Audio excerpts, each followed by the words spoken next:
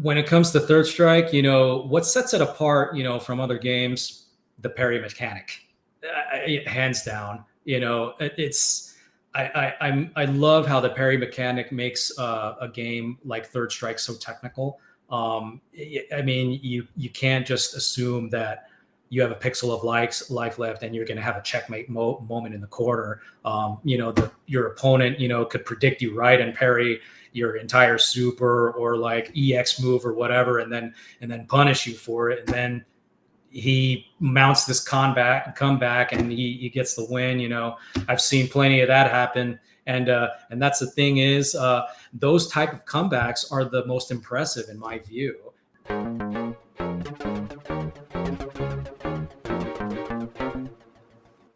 Hello, and welcome to the Absolute Guard Podcast. We're a competitive fighting game community podcast examining history and current events from the lens of the Arizona grassroots scene. Yes, welcome. This is episode 71. My name is Benny, and as always, I'm joined by my co-host, Jon. This episode is brought to you by Retakes, as we had to retake the opening here just now. Yep, thanks for the call out. It's all good, man. What do we have on this? I cannot read a script for my life, dude. You just gotta let it go, that's why. Yep. So yeah, today we're joined by Roy, aka BMXer3S, aka HitmanStryker. What's up, Roy? How you guys doing? Thanks for having me. I'm doing good. That's awesome. So, as is customary, this is your first time on the show. One of the OGs in our scene. We'd like to find out a little bit about a little bit about you. So, if you can give us kind of the origin of your gamer tag, or gamer tags, I should say, and how those kind of came about. Absolutely. So, all right. It's going back to obviously the shoryuken.com forums. Okay. And I jumped on back in 2000. The first gamer tag I actually came up with, when I went onto the forums was Hitman SNK, kind of like Mr. SNK. So, but I went by Hitman SNK on there. And then about a year later, I kind of figured, that name, I want something more original, without, like a company name on there or something like that, such as like SNK and Capcom. Sure. That makes sense. I went with your own brand, right? Yeah, exactly. So I went with HitmanStryker in 2001, and that kind of came about. And but shortly before, I went into that name, that's when I met up with the OG players, such as Saber AZ, Cigar Bob. I don't know if you remember Dan Light. He was a part of that too. Danny Mitsu. Danny Mitsu, exactly. And then Too Tall, and then there was a couple of Marvel players, who went by the name of Neck, who was Kenneth.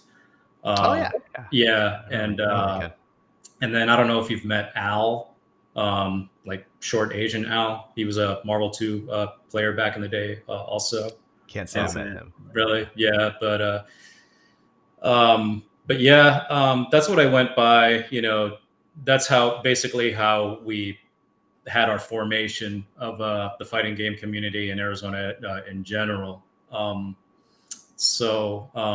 I could ask a clarifying question there. So you say you came up with the name in 2000, and was it for Shoryuken, or was it just a handle you were using in other games, or did you even play? No, it was it was my Shoryuken handle. Okay. And then HitmanStryker became my Shoryuken handle like about a year later from Hitman SNK, and I was using HitmanStryker as my gamer tags early on. So. And then BMXer3S kind of came about. I'd say about 6-7 years ago. Because I was racing a lot of BMX in between. From I got back into it back in like 2010, and I raced up until like 2017 until. Injuries started stacking up, and then as I got older, they were starting to catch up to me. So it kind of fell out of the racing loop there. And when Fightcade 2 came out, when the pandemic hit, That's when I came up with the name BMXer3S, and that was my handle on Fightcade, and that's what I use, for Third Strike today. So Okay. Gotcha. Okay. yeah. With HitmanStryker, was that like did that have any other deeper meaning than like the words you chose? Like, did you like the Hitman franchise, or was there something else, or you just liked using? Well, Hitman came from obviously back then was the glory days of professional wrestling, typically the WWF. Oh, I was a okay. fan of Bret Hart, so Yeah. Ah, Those okay. are so some of that my favorites. yeah, and Striker. I played a lot of soccer back then, and then obviously third. I like Third Strike, but I didn't really get into it until after Evolution 2002. So Gotcha. um, Okay, yeah. See that's what I wanted to know. Okay, yeah, because right. I watched wrestling as a kid too. So like, yeah, Bret the Hitman Hart was one of my favorites. So Yeah, yeah, there you go. there you go. Awesome, awesome.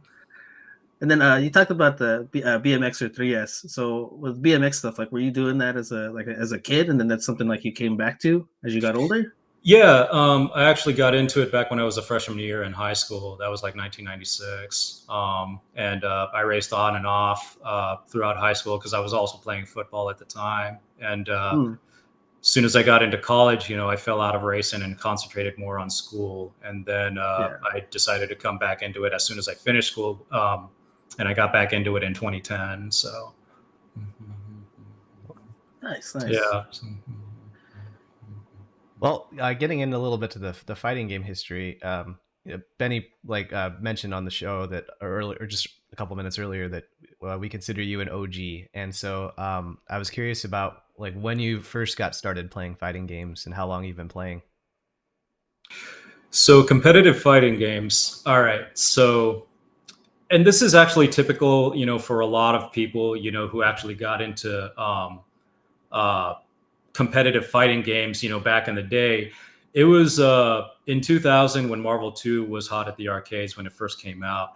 That was my gateway game into competitive fighting games. Oh, okay. Yeah, exactly. So I started out as a Marvel player. And it was a lot of fun, and we kind of like started our own, Marvel community, and then it kind of blossomed into more fighting games like actual Street Fighters, such as Super Turbo, Alpha 3, CVS when that hit, shortly after Marvel did, and that's when I hooked up with Scott, Neil, who is Cigar Bob, and Danny Mitsu, and then us Marvel players, which was kind of like me, Too Tall, and Ken. We kind of transitioned ourselves into like the actual Street Fighter, technicality of like, fighting games rather than just like Marvel crazy assists, and Yeah.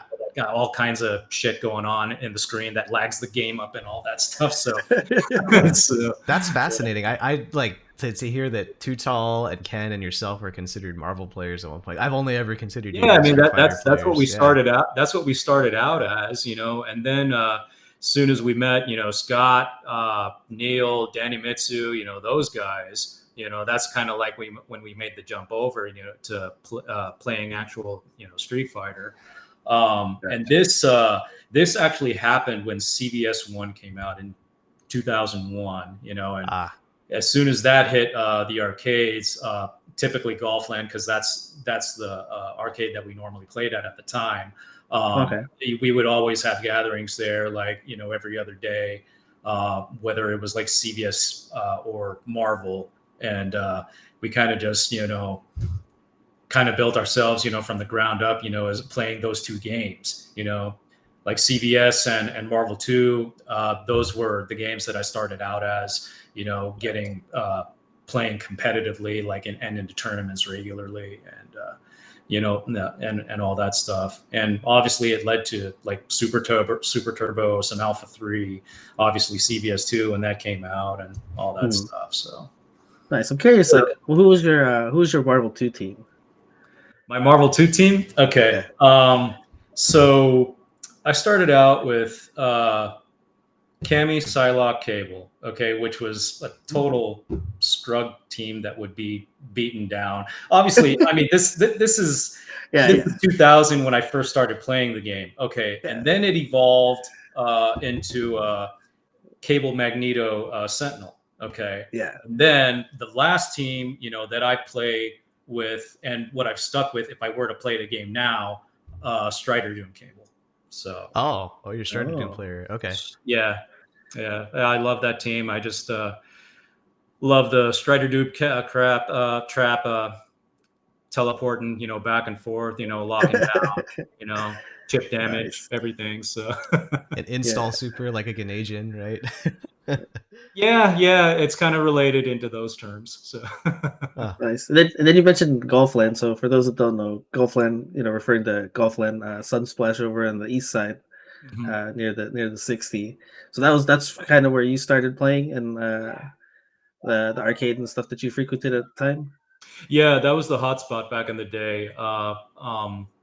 Yeah, like I mentioned, when Marvel 2 first came out, you know, that was kind of like my gateway fighting game, and then Golfland would be the spot, you know, where we would play. You know, because obviously that back then, I think that was the best arcade, you know, that was closest to me, you know, to play fighting games, and then to play, you know, with actual, like, you know, people who actually like evolved their game and got really good, you know, and all that stuff. But yeah, Golfland, there was definitely a lot of fun memories there. I actually was pretty well known with the game tech who worked there at the time, and he was pretty good about maintaining all the machines, you know, whenever like sticks broke and all that. Because obviously, you know, Marvel 2, that stuff's going to break pretty often. Yeah. I mean, and he had perfect 360s in that control panel, along with the convex buttons, you know. So that was definitely the setup, you know, at the time, and it was obviously on a showcase cabinet. All the top fighting games in that arcade were all on showcase cabinets, you know. So because obviously they have to have it, you know, in the big cabinet, you know, to show like, hey, here I am, like, play me. Yeah, you know, this is, you know, that kind of thing. So. Well, no, that's awesome. Like, yeah, to hear that the game tech, or the, you know, he was actually, like, you know, willing to fix things, because like there's many arcade that I've been to where a button just doesn't work, or like a direction doesn't work, and you're like, you know, you want to go there and you want to have fun, and then you put the quarters in or whatever, and all of a sudden it's just like, I can't block. Like, what do you mean? It's like, I can't block a damn thing. Like, you know, and it's, you know, it takes away from the fun, because like you just, you know, you want to have a fun time, and like, you know, when somebody doesn't take care of the machines, like that's like probably the worst thing you can deal with. Is like, you know, people, there's some people, you know, who played there that were like expecting them to be aware of everything at all time. I'm like, no, man, you got to go ask them. So what I would do is, like, you know, because I knew where his workshop was in the arcade. I just go and knock on the door, see if he's in there, and I'll tell him like, hey, Diagonal Down is out, or Fierce is out, that kind of thing. Can you change it? There was actually one catastrophic event one time with the Marvel machine, and it was before a tournament, mind you, a pretty big tournament. It was actually the first big Marvel 2 tournament that they held during that time, and somehow all the memory got erased, so all the characters were gone. Shit. Yeah, that's a TO's nightmare, dog. Exactly. And we saw, no, when we were there to practice, I'm like, oh my, what the hell? Like, we're missing all the characters. And then Carl, we went and got him, and then he saw that. He was like, don't worry, I got it fixed. And he had like, I forget what the device is called, but you hook it up to the coin mechanism somehow, and it just ran up like the numbers, like I want to say like 200 credits a minute or something like that, and we had all the characters back in like about 15-20 minutes. So so basically he had to run up the level to like 80, I think it is, you know, to get all the characters, or something of that nature, and like credit points of like 333,000 or something like that. I can't remember specifically, but yeah, he had to get it up there, to where we had all the tournaments back, the characters back, so we can run the tournament. So thank God we had that, or otherwise, that would have been a disaster. So, and I don't think anybody knew the password for the Naomi board at the time, because there's actually like a code that you input. And it'll automatically unlock all the characters, but I don't think it was known at that time. So luckily he had that little rig machine, or whatever it was, to run up the credits that fast. So that's up. Yeah, because I always heard, like, I didn't really play that game, so I'd always heard about like the characters needing to be unlocked, and then I just kind of did a quick look up, and it says that in the when you first play it, there's only 24 of the 56 characters available, and then like the rest are just unlocked over time. So that's a lot of characters to be missing. Mm-hmm. And like John said, that's a TO's nightmare right before the tournament starts, and it's just like, right before, hey guys, we're missing 30 characters. Like, what? Yeah, and the thing is, everything was ran on arcade cabinets back then. This wasn't on consoles. Yeah. So no place to put the USB stick in, right? Or any download DLC. Right. Oh man. So, I wanted to ask a clarifying question too. So we talked about Golfland and your group of, it was Too Tall, yourself, and Ken, right? And then you guys connected with some of the more seasoned Street Fighter 2 players. So did you all start playing at Golfland, and that's how you met each other, or like how did your original group even form? Yeah, so it was at Golfland. That's how we met everybody, and we kind of collaborated on the Shoryuken forums that we were going to meet up, at Golfland, and that's basically how we met everybody. And then from there on, it led on to like other meetup places, someone's house, or other arcades such as Metro Center or Desert Sky, those places. Although those places, it was obviously further away from me. But I tried to make it out there as often as I can. Like, I didn't care, I was down to make the drive. And plus I liked having the more player variety, and I met some of them, more of the Phoenix Marvel 2 players who obviously, were like the pinnacle of the competition at that game during that time, so that's basically, where I would go more often to up my level in Marvel 2 during that era. So, and that's when I met Charlie Goblin and Billy, Matt, Chris. I don't know if you know Chris, if he used to work at Cobra Arcade, but he was always he was always gatekeeping the Marvel machine over there. So yes, he was. Yeah, I remember Charlie Goblin, Carlos. We're looking to see if we can get him on the show at some point here too. My understanding is he moved out. That'd be awesome, because I haven't seen him in ages, and he moved out of Arizona. So yeah. Okay, cool. Yeah. So the tournaments that you mentioned too, were those community run, or was that like Golfland putting them on, or? You mean the locals? Yeah, I guess so. Like I'm talking about like that one nightmare story with the MVC2 machine being completely. So they were actually Golfland run. Carl, who was the game tech during that time, was the one who would put the tournaments together. Those tournaments, they were kind of, obviously you had to pay like a $5 entry fee or whatnot. But the grand prize wasn't money, unfortunately. You got like $50 or like $100, worth of like tokens. Like tokens and like Golfland fund money that you can use towards like the prize counter, or like free food, that kind of thing. Or free rounds of like mini golf. You can use it towards that. So it's basically, credit for the whole venue there. So that makes sense. Yeah. Which was cool and all, I don't mind, right. I don't mind, playing, games for free or like a free round of mini golf for fun, free food, I'm totally down with that, but Yeah. But obviously, as time went along, that's when it came to cash prizes and things got more serious. So Yeah, can you describe to me like what the first cash tournament that you entered was and like who ran it? First cash tournament. Okay. You remember Rick Dog? Yeah, I do remember Rick Dog. He's been on our show a couple times. Yeah. So we started playing our tournaments at Golfland, and then obviously it led to what we were called Rick Dog tournaments. So we had them. They straight up called them Rick Dog tournaments. Yeah, Rick Dog tournaments. That's awesome. We had him at his apartment, and we had a dual joystick setup, which was freaking phenomenal back in the day during that time. Cigar Bob would make these joysticks. He was a really good, he had a really good craft in like woodwork, and constructing these sticks.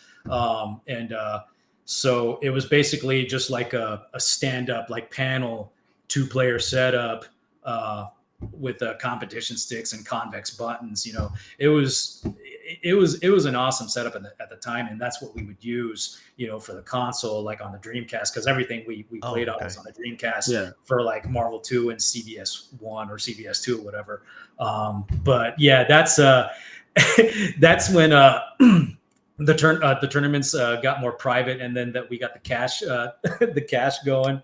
$5. We kept the entry fees at like $5, and his apartment would get crammed at times, because sometimes we would get like 20, 25 people, and so there would be a crowd around, standing around in that living room. Sometimes people would have to stand in like the hallway, and they couldn't even see what was going on, so they kind of had to like peek over, the wall, to see what was going on and all that stuff. But those were actually, fun, some fun tournaments, and since it was cash money, for first, second, and third, that's when the salt got higher, when you lost, so. Yeah.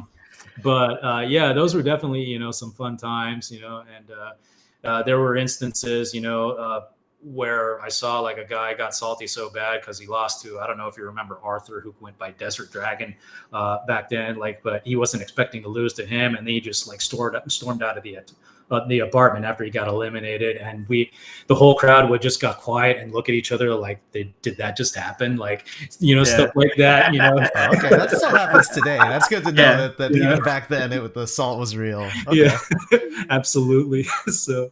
Yeah, I remember when we had Rick on the show, like he talked about like the hosting of tournaments at his place, and like it was it kind of came from a selfish place, like he wanted to improve at the games that he was playing, and what better way to do that than to run tournaments, and like that's kind of where his start as a TO began. And it's kind of funny, like you mentioned, like Rick Dog tournaments. It almost sounds like he's a promoter, which is kind of funny because he's doing music stuff all the time now. So it's just like he was the promoter. He was the promoter of DJing and fighting games back in that day. I mean, Rick was fucking awesome back then, man. So yeah, I'd say he's still awesome now. Yeah, absolutely. He still is. I haven't talked to him in forever though. So yeah. So and I'm sure CVS 2 is his game of choice to this day. So. That's what we last heard. Though he really liked 4 as well, and I'm sure we'll get to that at some point. But one question I had we is, do have to talk about that eventually. So. The Rick Dog tournaments. You said every now and then it would fluctuate to like 20 people or even more people, right? Were they just hearing about it through Shoryuken, or were you spreading the word through arcades, or like how did the promotion actually happen? Shoryuken.com was the number one source of the word getting out, because everybody was like checking that stuff constantly, to check on info or to get their entertainment. I should point out, because back in back in those days, okay, shoryuken.com, those forums were a free for all. You can say whatever. I'm sure you guys remembered that. There was no cancel culture or any of that kind of stuff going on. So yeah. But yeah, that's just either for tournament info, gatherings, and shit talk. I should say for entertainment. So yeah, okay. Yeah, we heard about some of that stuff, from Abe and some other players too, in terms of just kind of the Wild West that was happening out there. It was the Wild West, man. I mean, that was the Wild West for the internet too, in general. That leads into my next question, which is, we talked to some OGs in the past, and they've talked about how they met at the arcade and then they networked over IRC or Shoryuken, right? But were there instances of at Rick's tournaments or wherever really where you met people for the first time in person after meeting them on Shoryuken? And what was that like at the time with, meeting somebody from the internet randomly? Yeah, so a lot of the times, meeting someone from the internet, like on Shoryuken for that matter, there would be like people who would talk all this shit on the internet, and then you get to meeting them in person, and they turn out to be like this down to earth. And one person I will point out to you who gave me that instant impression was Victor Dogface. Oh yeah, Dogface. Okay. Yeah, he got under people's skin on Shoryuken, but then you meet him in person, he was just like this down to earth guy, who would freaking make you laugh out of your mind with the shit that he said. And I mean, we were friends instant, when we met for the first time. And I met him in Golfland. I totally forgot to mention him because he was with Scott, Neil, Danny Mitso, Scott, and Jeff was there also. I have to mention him. It was the first CVS1 tournament was when we all got together during that time. That's when I met Victor and Jeff, I should say, also was that CBS1 tournament. And obviously that didn't come until, after I got my MVC2 phase out of the way. And then I started getting into CBS1. So, and that's when the Rick Dog tournament started, when he started running Marvel tournaments, and then CBS1 bi-weekly, that's what he used to do. So, but yeah, a lot of instances, I would meet somebody on Shoryuken, random people from the internet, and you would think that they're like total douchebags, but when you come to meeting them in person, they're like people that you don't even expect them to be, So yeah, that's the mix up. It's just so hilarious, how that worked out back then. So I liken it a little bit to road rage, where people are completely different when they're behind the wheel of a car and they're in their own little bubble, right? And then they just act more aggressive. And I feel like when you're hiding behind but when you're behind an online name, it's a little bit easier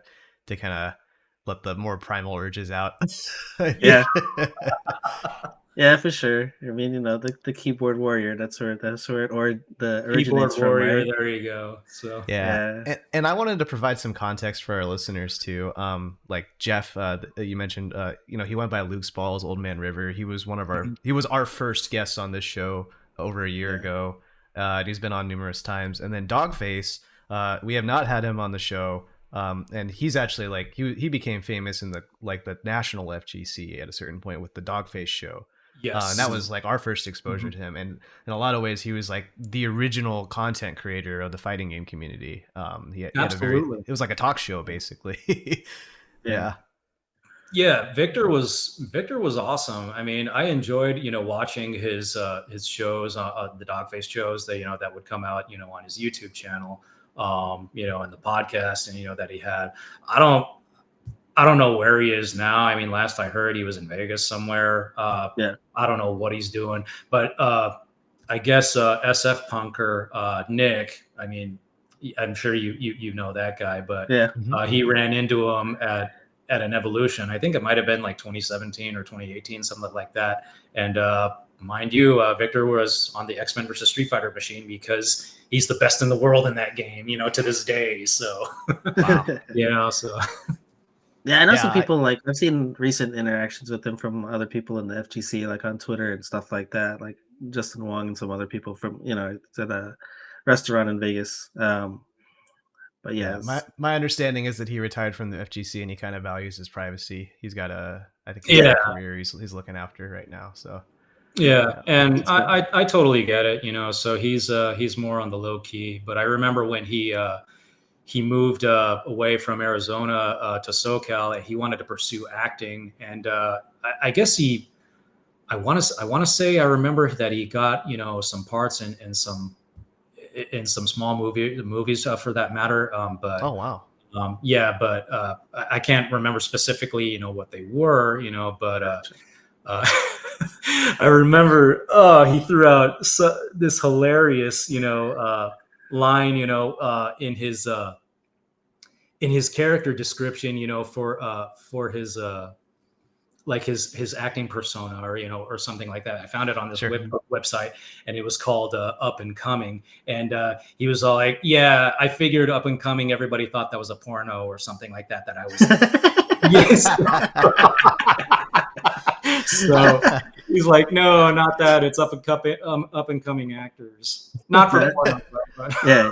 No, I think it's like, oh my god, great that that's so Victor. Like, I was gonna say, I think it's great that you mentioned him, because like he's been brought up a few times by different guests that we've had on the show, and like it makes me think all the time. Like, I came from the scene in Alaska, and like one of my friends, he always refers to people as legends or legendary, or people that have been in the part of the FGC in the past that for whatever reason aren't involved any longer, and it's just like you kind of just have this kind of lore and these things talked about, and I think it's awesome to kind of hear those kind of things about people like Victor from people that were in the scene, and it's just like you guys remember him fondly, and the contributions or just his presence, and because I don't know, it made me think about that, because one of my friends, he posted like a old photo from like one of the first sessions probably that I ever attended in one of our friends' basements, and I was just like, I didn't even know that photo existed,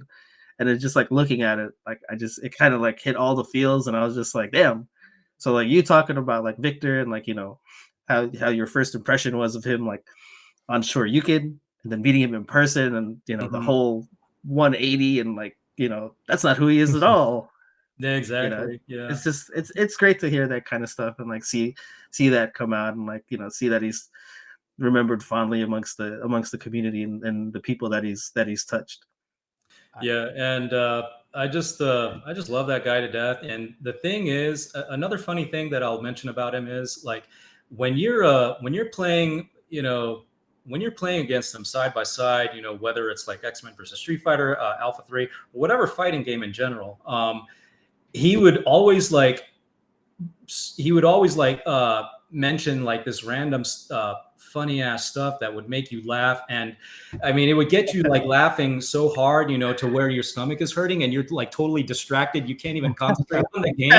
And I'm all like, oh my god, this has to be like his strategy on like winning or something, and it worked, because because oh my god. And I remember one time he was playing do you remember Cigar Bob's super gun setup that he had, which he ended up selling, to some guy like in Texas or something like that. But they had like interchangeable sticks, Japanese setup to like American setup. Have you guys? Do you remember that setup that you had, or have you had the privilege of playing? That was before my time. Took it to a couple of evolutions. I've heard stories of the Cigar Bob cabinet, but I thought that was a Super Turbo cabinet. No, it was a Super Gun cabinet, basically. Okay. Well, a JAMA interface. Yeah, we'll just call it a cabinet, but yeah, it was basically ran on a Super Gun. But I remember him and Victor were playing X-Men versus Street Fighter on him, and the whole the whole match, like Neil couldn't even touch Victor, and then Victor started like sticking his tongue out like this. He's like, come on, Neil, don't let me perfect you in your own home. Like sounds exactly And then like how everybody I just would think you bursted would out sound. like laughing, like, oh my God, just some of the things he said was just like, just total hilarity, and you can't even concentrate on what you're doing, when you're playing them. So, but either way, I love that stuff. So Yeah, that's awesome. Good. So like you mentioned with the Marvel 2 cab, there was perfect 360s and concave buttons, and I also wanted to give some context to our listeners that nowadays we all have like standardized controllers. They're all concave buttons, or concave or convex. Concave is the one that's like outer, right? But they're all Japanese parts as well. So if you use a Sanwa JLF, they're square gates, completely different than the old school arcade cab American parts. I think they were manufactured by Hap, right? yeah, they were manufactured by Hap, legit Hap. I should mention. Now it's taken over by some cheap Chinese manufacturer, and they're not as good. But I think as far as like American parts, you want to go with Industrious Lorenzo IL. Those are the parts you have to go through to get. That's the manufacturer you have to go through to get those parts. The American parts, which is competition, convex or concave buttons, all that stuff. Because I think those were like some of the original guys who were with Hap back in the day jumped onto that, and they were like the legit, producers of those arcade parts. So sure. Mm-hmm. I know that like in the few the fighting game renaissances that I've been a part of, like when Street Fighter 4 came out and when Street Fighter 6 came out, like the there's always like a mad arms race to pick up old school parts, because they want to people are getting back into the game that they remember when they were kids, and so a lot of people just buy a JLF and they throw a bat top on it and they're like, oh yeah, this is what I grew up with, right? But like no, like these are like legit like American made. They're enormous too. They're truly American. They're very large parts compared to Japanese parts. Like the buttons are like twice the size vertically, because they go that deep. They're huge plungers, right? Yep. Yeah. Mm-hmm. Yeah. So just additional context is that we're talking about parts that were completely different and have since been phased out in favor of the Japanese part takeover. Yeah, and obviously those were the setups that I grew up with. Bat top competition stick with convex or concave buttons, but I prefer the convex, because I like the smooth top rather than the indentation, which would be the concaves. But yeah, American parts, obviously they're more bulkier, and you can really like mash the hell out of those a lot more. But people are more abusive on that stuff, so obviously I see those broken more often than San was. So really? yeah, for some odd reason, the like the cabinets over at TGC, they seem to be holding up pretty well, with all the people that play on those. Yeah. I don't know. I guess once 4 came out, and then everybody made the jump over to Japanese parts. They saw like not the need to be so rough on them. It's like more finesse, rather than the hard button mashing, hard button mashing, and like muscling the stick, that for that matter. So yeah, those American parts are weird, man. Like, I mean, I grew up in the arcade era. I didn't compete like you guys did around those times, but like I grew up with those parts, but I don't really like remember them too much, because there was a time like when was this, 2011, like my first Evo, when I was coming back home to Alaska. I had like a 9-hour layover in Portland, and I had nothing to do. And I was like, man, this is a long time to sit in the airport. So I chose to, I was looking around, found public transit to go into downtown. And I went there and I just kind of walked around the city. And I found the arcade over there. What was it called? Ground Control. And, first thing I ran into, I was looking for was fighting games. Found the Street Fighter 2 cab. And the thing that just really kind of threw me off was like the panel was angled at a really weird angle. Like my hands, like I kind of had to like put my elbows or point my arms up, and then like I felt the 360 the 360 gate, and then those concave buttons, and I was like, I couldn't do anything. Like I was trying to like charge moves or even like just normal stuff, and I was like, I didn't know how you guys did it back in the day, because I was just like, yeah, this does not feel right at all. Yeah, I guess I can say, you know, I've been privileged, you know, to play on mostly dedicated cabinets, you know, since that's how Golfland was set up. I mean, like I mentioned, all the top fighting games were on the showcase cabinets.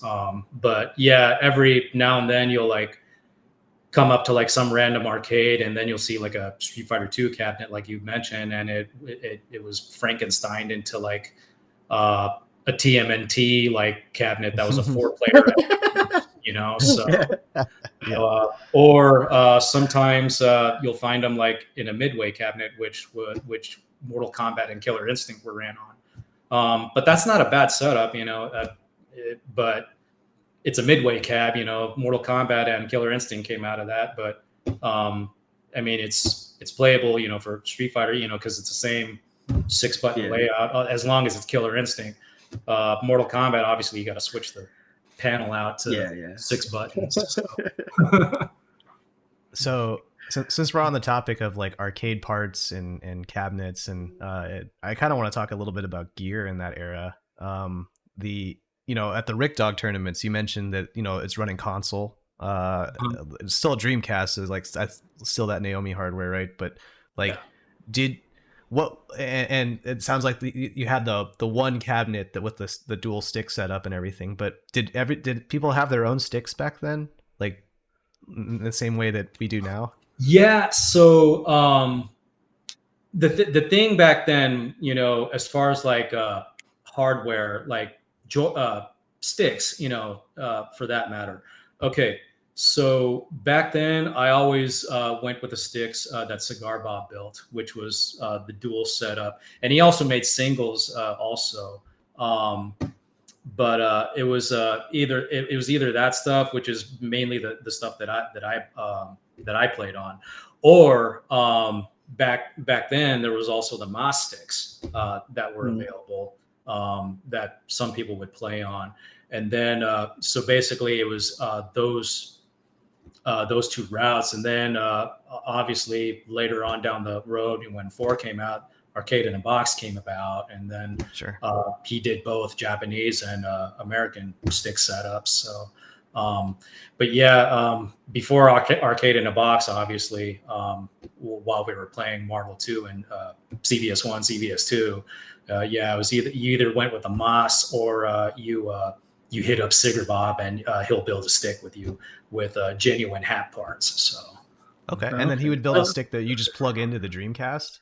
And then, because he would just rip out a PCB from a random DC controller, or and then he would solder the wiring, you know, to all the commands, and he would wire that up to the buttons and the joystick, and there you have it. You got your stick. So nice. Yeah, that's what I wanted to inquire about. Was just like, I figured it was more like the pad hacking route, because obviously, you know, we're kind of spoiled in this day and age when it's just like, hey, we've made this PCB and we're fabricating this stuff. Like, you know, everybody's got one of those fight boards, or, you know, Brook that does all kind of stuff. You know, back in the day, like, that's what I imagined. Like, shout out to the tech guys, man, because like, you know, as a player, as a competitive player, like, you know, you want that feel right at home, or, you know, take it to the tournament. Like, I can, you know, can you imagine like going to like a home tournament and be like, all right, guys, and then he just hand you like the pad? Like, what? I was like, no.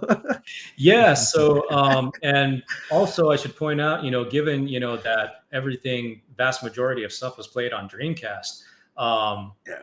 So the normal thing, you know, that was used, you know, to wire up the stick was pad hacked Dreamcast PCBs, you know, that we would just rip out of the controller and solder everything up.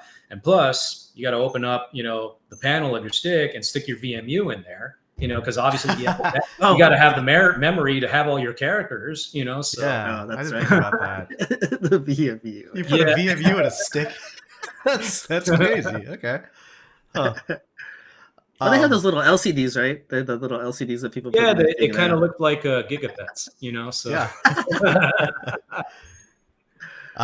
Was there any controversy in switching from arcade to consoles? Because it sounds like that was around the generation where everybody started like calling the Dreamcast the de facto tournament machine, right?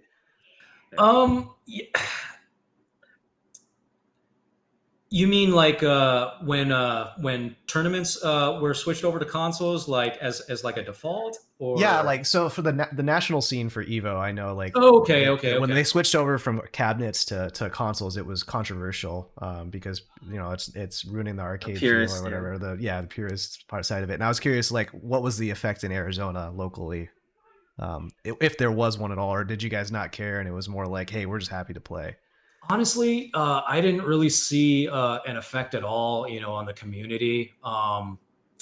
Given the fact, we would still, hit up the arcades, because obviously there were still, new games being put out there until, up until 4. But and obviously I'll point out, 4, on the 360 and PS3 was arcade perfect. There was obviously there was no difference, and I can say the same thing about the Dreamcast with Marvel 2 and CBS 2. Okay. So it didn't really affect us much at all. There were only like certain games, that we just couldn't play on the console during that time, like such as like Super Turbo. The speed was off and all that stuff. And also with Third Strike, when it was on the Dreamcast, it was based on the wrong version, so they were missing confirms and unblockables. And obviously back in those days, we didn't notice those differences, because there was a lack of interest for Third Strike back then. So we didn't really pay much attention, to that. Not until Evolution 2002, and that was the last year Evolution that I went to that was ran on arcade cabinets. I think it was ran into that. I think it was ran on 2003 and 2004. Although 2004, I heard it was ran on Super Gun. That was when the Daiko Parry happened. That was on Super Gun. Okay. Yeah. But yeah, it's not an effect on us that I really noticed. Only like certain games, that obviously we can feel the difference between console and arcade.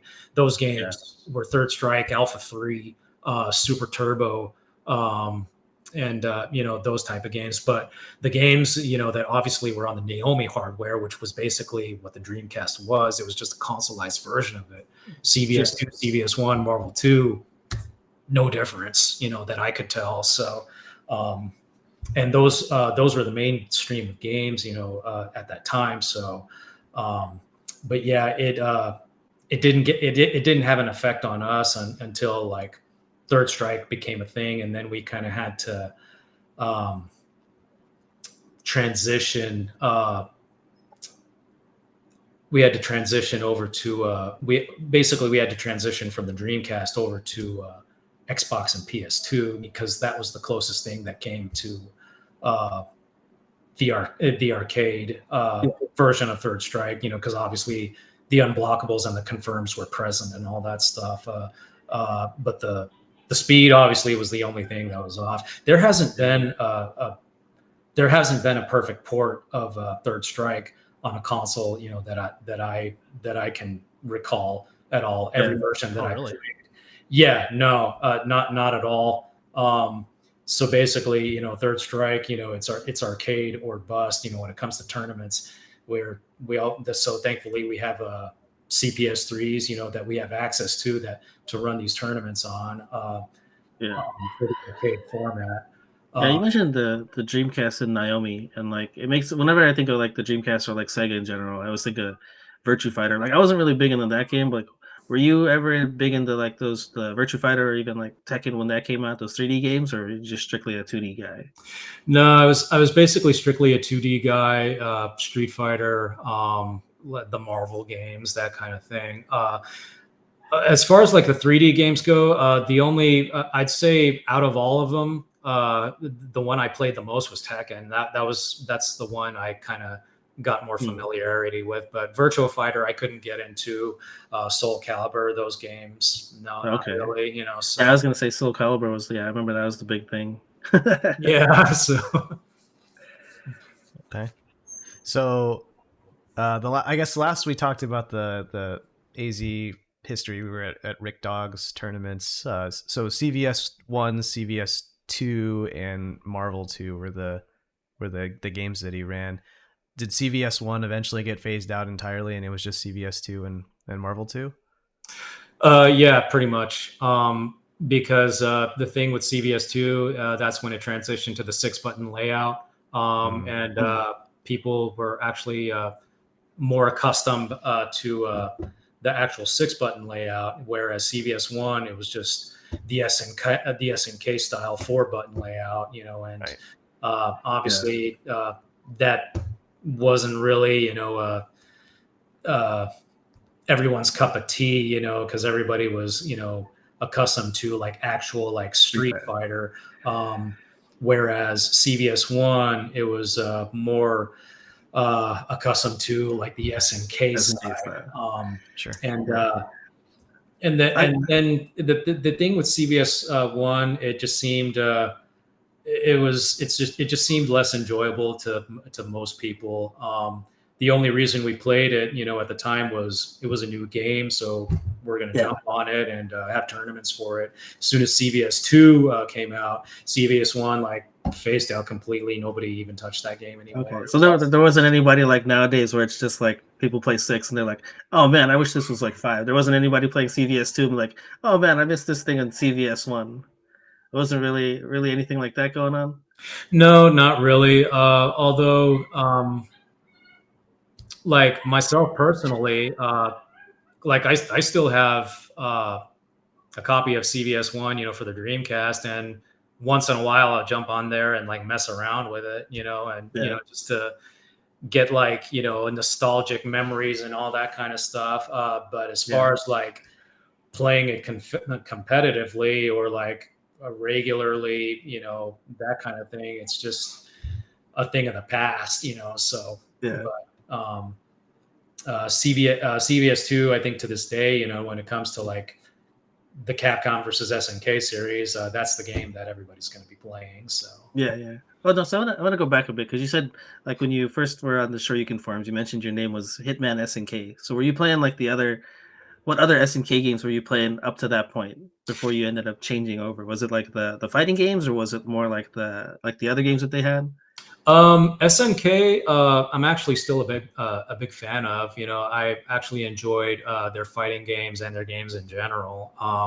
So that's kind of like, you know, how I threw that name into my gamer tag at the time. But I mostly enjoyed Garou Mark of the Wolves. That's like my favorite. Ooh, okay. Yeah, that's like my favorite. I like that game. SNK fighting game to this day. But I did enjoy the KOF series and some Samurai Showdowns. Fatal Fury was the first one was the first SNK fighting game that I've ever played with. It was just the 3 characters. But the general, I love Metal Slug. I love Strikers 1945. Baseball Stars 2 is awesome. I enjoy it. That's like my favorite baseball game. And Puzzle Bobble, enjoy that. So I like Puzzle Bobble. I think plus to move. I was gonna say for a lot of people, like, I mean, you still see cabs here and there at some random pizza spots and whatever. But like, I remember growing up, like, you know, I saw Street Fighter 2 cabs here and there, like, you know, at specific spots. But like, if you went to like a Pizza Hut, like it was always an SNK cab, like World Heroes or something like that in there, you know, mixed in with other games. You know, it had the 4-game selector, and that was always the cab that you'd see. What do you call those cabs? The red ones? What do they call them? Like big reds, or what do they call them? Neo Geo ones?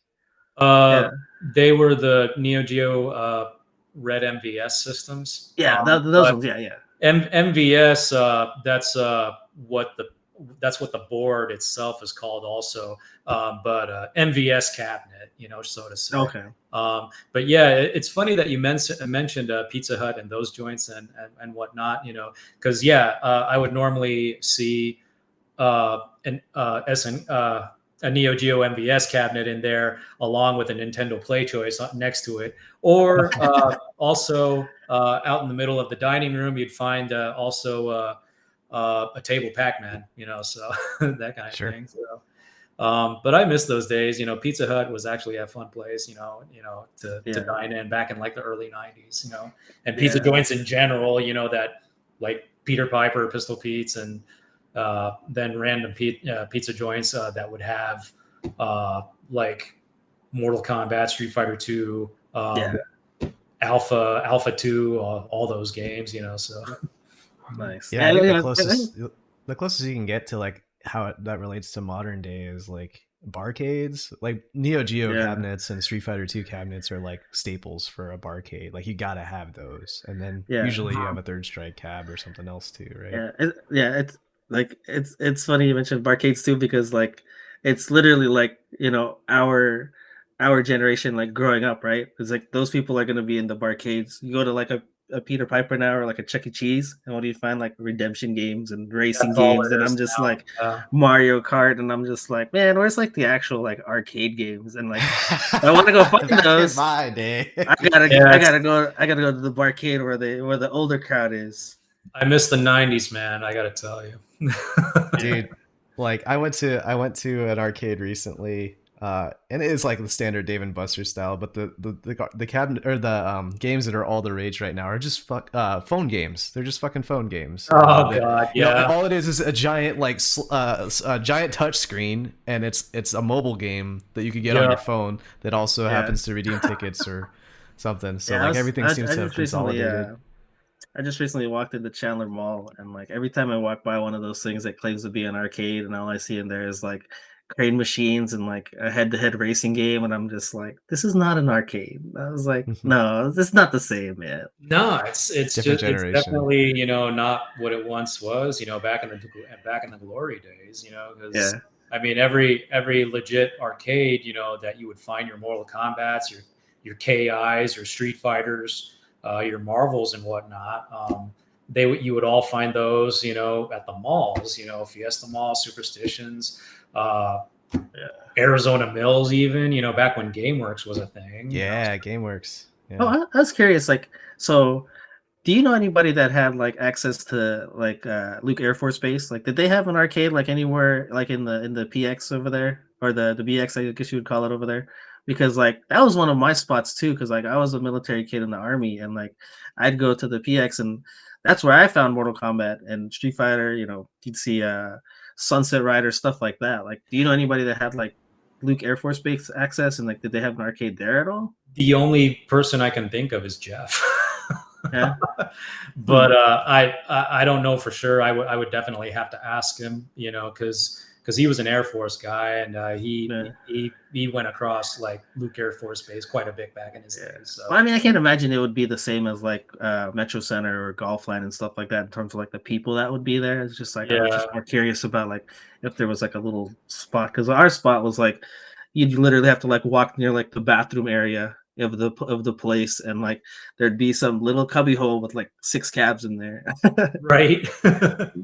I didn't serve, but I come from a military family, and so I did go to Luke Air Force Base as a kid. And like it's kind of tough. I remember going and buying computer games there, because I wasn't really an arcade player. I was too young at the time, but I do vaguely remember seeing a Street Fighter cabinet.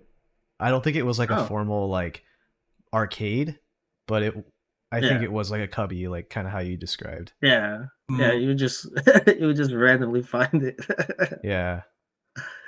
Those kind of places, cubbies or like hallways, for that matter. I would back in the day in the early '90s, I would find at like random Circle K's and 7-Elevens, they would have like a Street Fighter 2 or say like in a Carry Warriors or something like that, that kind of thing. there would be like a Spy Hunter cabinet, at a Dairy Queen, and so, yeah. Nice. So because I remember back in the day, there was a Dairy Queen off of Gilbert Road, back where I grew up. They used to have a Spy Hunter cabinet, and it was the cockpit style of cabinet. I mentioned, and they had a Ghostbusters cabinet, and I think the third cabinet that they had was I want to say probably a Neo Geo MVS that had like Samurai Showdown 2, that kind of thing. Yeah. So, it's funny, like random stuff, because there's the Nellos that's in Chandler here. I remember going in there a few years ago, and like there's just randomly a Tekken 3 cab in there, and I was just like, what? There is hope though. Like over the Christmas holiday, we went to the round 1 that opened at Arrowhead Mall recently. Mhm. I heard about that. Yeah, and it's got all like the big touchscreen LCD and the crane games and all this and the head-to-head racing that we were talking about earlier. But there is like a segment of it, like a small corner there's a small corner of rhythm games, like imported from Japan rhythm games, and then there's a small corner of like modern Japanese fighting games. So like the Taito arcade boards and stuff. Were they the Vuelix cabinets? Vuelix, yeah, they were Vuelix. Okay, there you go.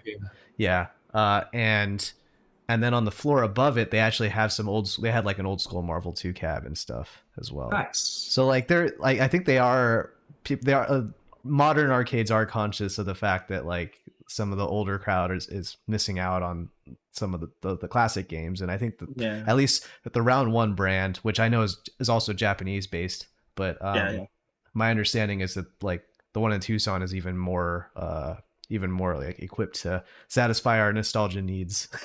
Yeah. If I had the money, that's definitely some endeavor that I'd want to do. Is I've always wanted to like have my own arcade, run it and do that kind of stuff. Like my oldest daughter, she's working to be a pastry chef, and I always kind of joke like, well, we're gonna have your store on one side, and then I'm gonna have like arcade stuff and like setups on the side, and this is how we're gonna like put our business ideas together. So you can do your thing, and then I can help out, and I also got my gaming stuff on the side too. I mean, of all the people to talk to you regarding having your own personal arcade, I think Roy is one of the best people, because like in the image in his camera right here in the background here, you can see there's 2 Third Strike cabs, right? Or are those even Third Strike there, or like what games are on those cabs back there?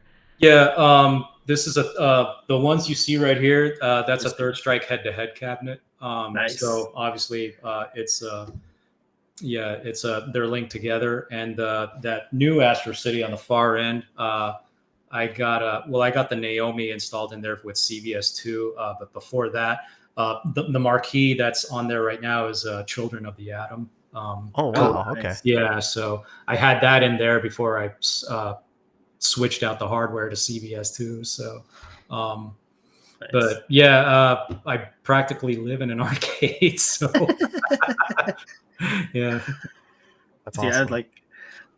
I would have the temptation to be like cooking, and then just like, I mean, your kitchen's right there. Like, I would just literally like, oh, I need to make some spaghetti. Let me boil some water. Oh, I can get some games in right now.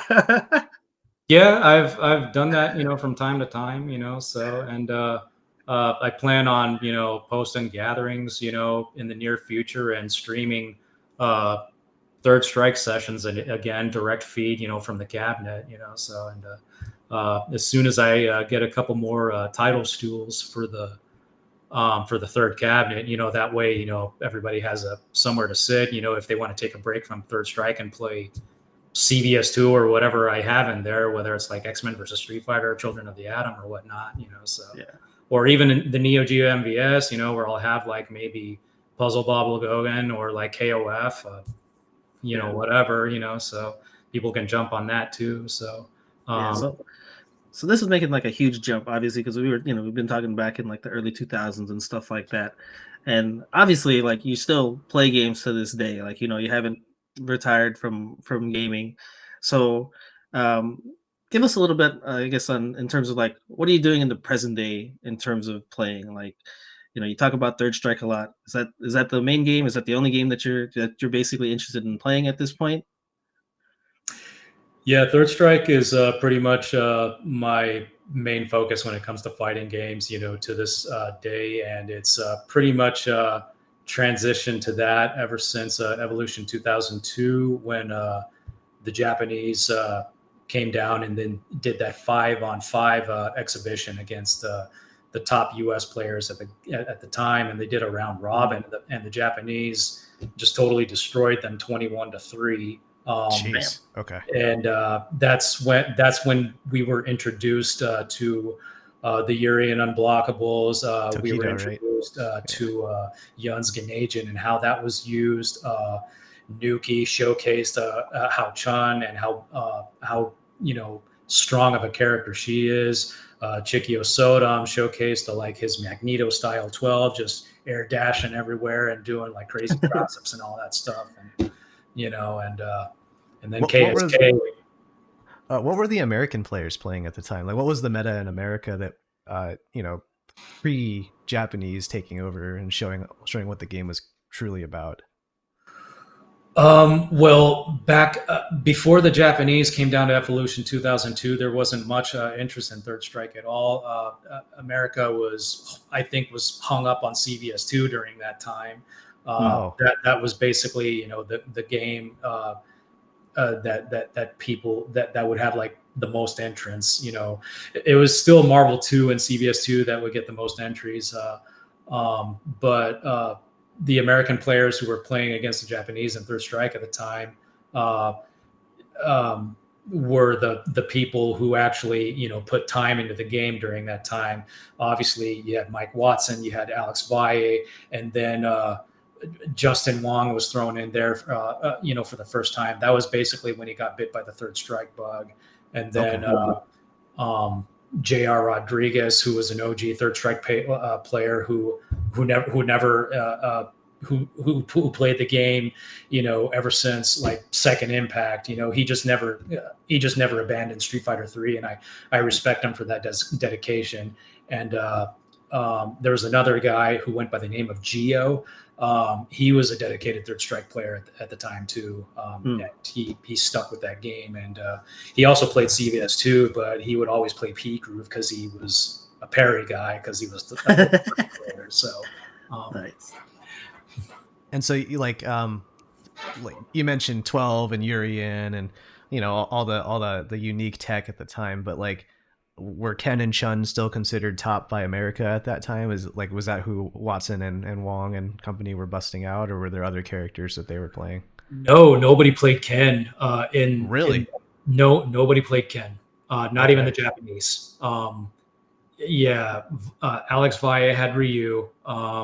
Justin Wong had Chun, obviously. Geo had Chun. J.R. Rodriguez had Akuma. He's always played Akuma to this day. He never shied away from that character. That was like his day one, and he stuck with it. And then lastly, Mike Watson, he played SA2 Yun, not Ganagin, SA2, because America wasn't aware what Ganagin was all about back then. So until Mester busted it out in that exhibition, and then Jesus, like, it changed everything. It changed everything, So I still find that. I mean, I wasn't involved in the scene at that time, but like, I always find that fascinating in terms of like that tech, or that just kind of opening up the floodgates to, and like opening up the whole American audience to like what this game could be. Yeah. It's like, here you guys are, probably playing like the normal footsie Street Fighter 2 style game or whatever. And all of a sudden it's just like, you can do this. And, I just imagine people are just blown away and just like, what? Yeah. The closest parallel I can think of that is Marvel 3, where it was the American scene that actually showed the Japanese what the game was capable of. Because like the Japanese had the weird, like, Kusoru team, like the Rocket Raccoon and Tron Bond teams and stuff like that. But then the Americans like really like busted out the Phoenix and the Magnetos and the Virgil. Yeah, and even during the Marvel 2 era, the Americans were the better players in Marvel 2 during that era. I want to say it was after B4 happened, they flew. I think it was five American players, out to Japan. Do you recall a film called Bang the Machine? Yes, I Bang the remember hearing about Machine. it. I haven't watched it. That documentary that unfortunately got scrapped. But yeah, that whole tournament, was in there, U.S. versus Japanese, and then I remember That was SBO, right? I think it was kind of like an SBO. But yeah, I just remember watching the Americans just dismantle the Japanese in Marvel 2, because obviously you had players like Ricky Ortiz, Eddie Lee, Alex Valle was even good at that game also. Sure.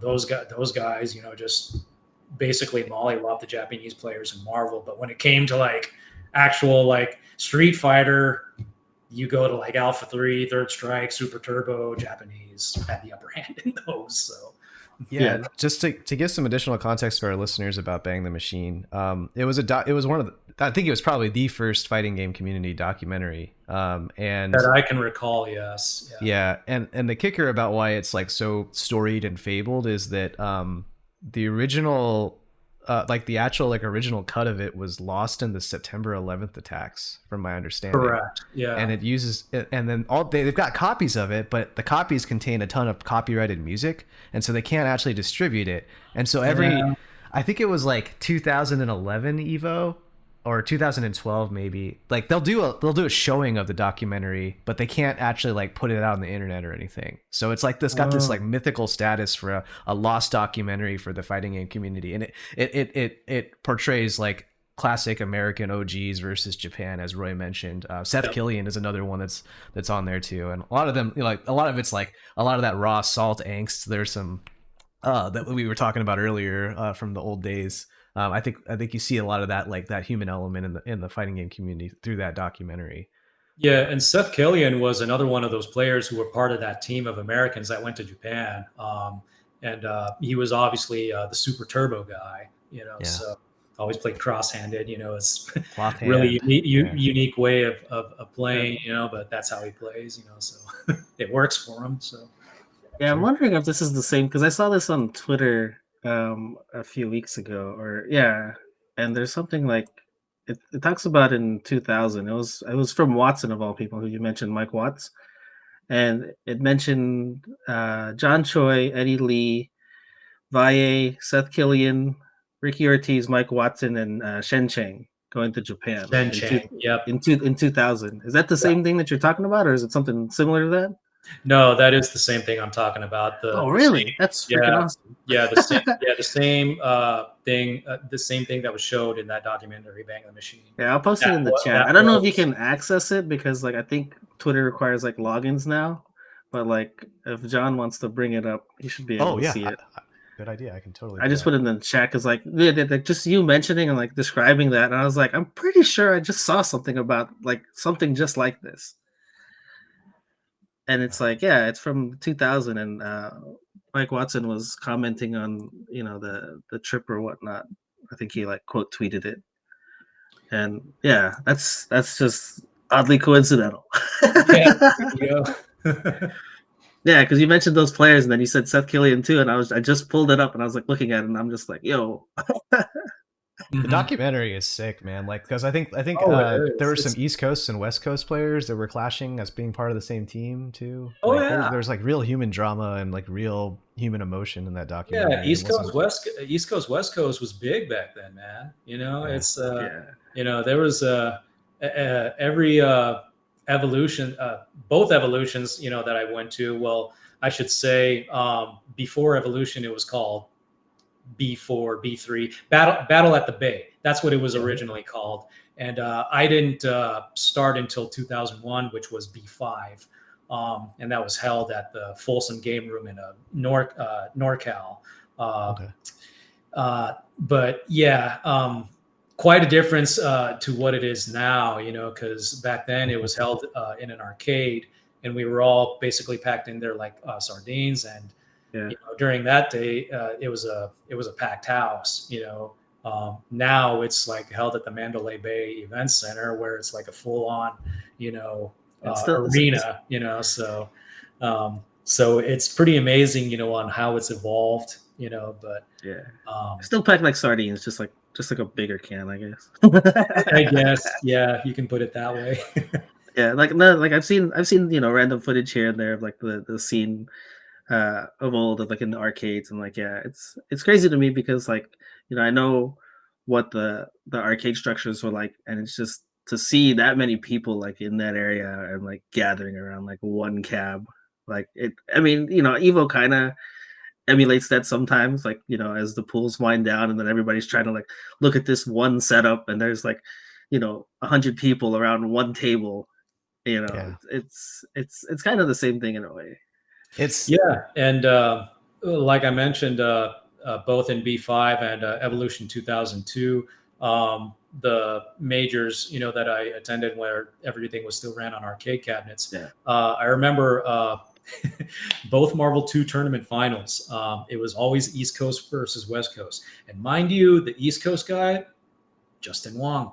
B5, it was Justin Wong versus Doc, and I remember in Evolution 2002, there were a lot of salty people in Evolution 2002 because we had time constraints, and we were already, over, the time when we were supposed to be out of there. So what they did was they had to reduce the set to like one game, which obviously was bullshit, but we were getting kicked out.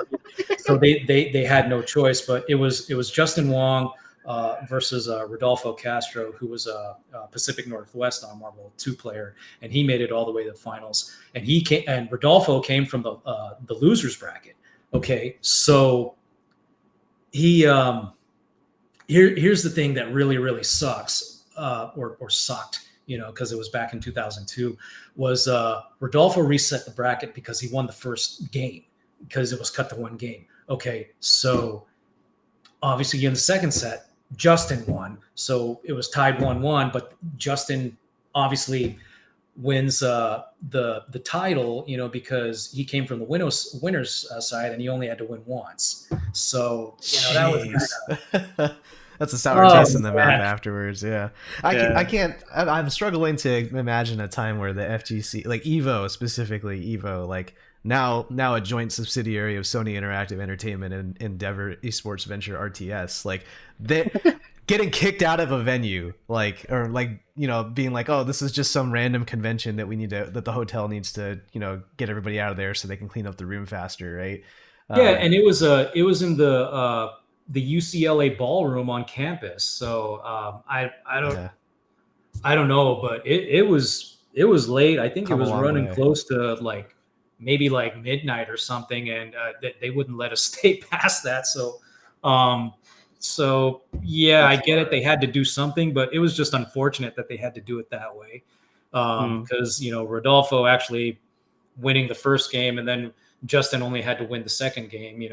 Yeah, that's a bummer. Tied one apiece, and if Justin wins the set, he gets handed because he came from winners. So sure. Nothing you can do about that. It is what it is, but obviously, no disrespect to Justin. He's an awesome player. He's one of the faces, the old heads, in the fighting game community. And a lot of people, look to him, for, strategies and thoughts on, fighting games, but back in the day, obviously there was this big East Coast, West Coast rivalry. So there were just a lot of people, who weren't happy about that. No, so. I wouldn't be happy either in that scenario. Yeah. If I could pull it back to locally just for a sec here. So you say 2002, the 5v5 or the team exhibition happens, and in Japan shows the world what Third Strike is like. So yes. Do you all take that back to Arizona, and then that's how the Third Strike scene starts in Arizona, or were you guys playing the game already before then?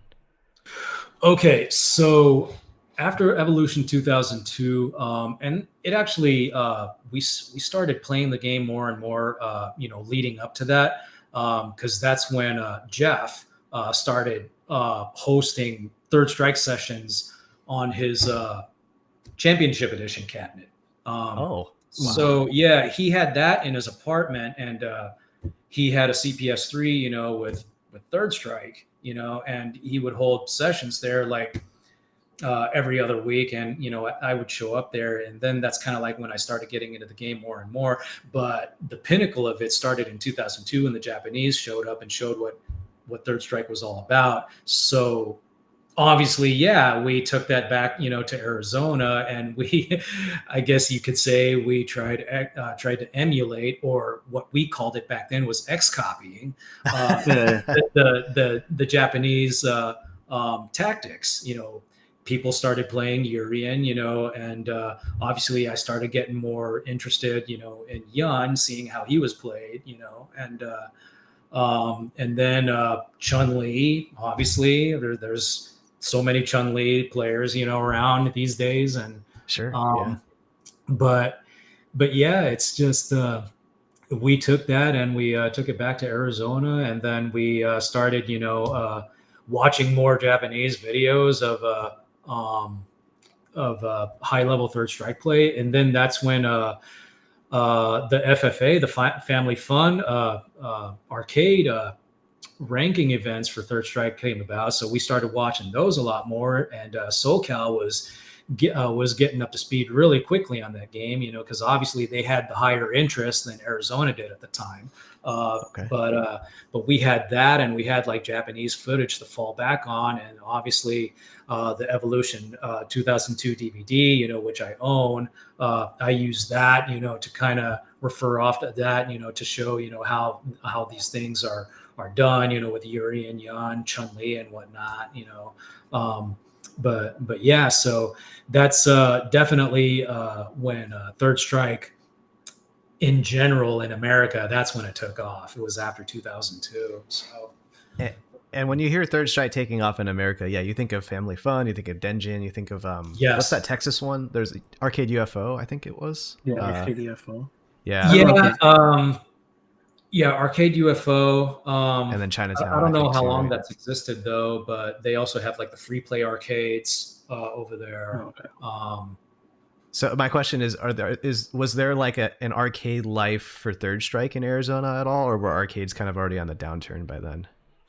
No, there was a Third Strike arcade life, like I mentioned, because obviously Jeff had his arcade set up. That's where we actually first started, playing sessions. And then that's when Too Tall got really good with Necro, because he was playing Jeff all the time. And but back then I started out with Alex. That was my day one main, and I became accustomed to him. Then it eventually evolved into Ken. Ken was my main, and then after Ken, that's when the Yun came about. So the Yun, got it.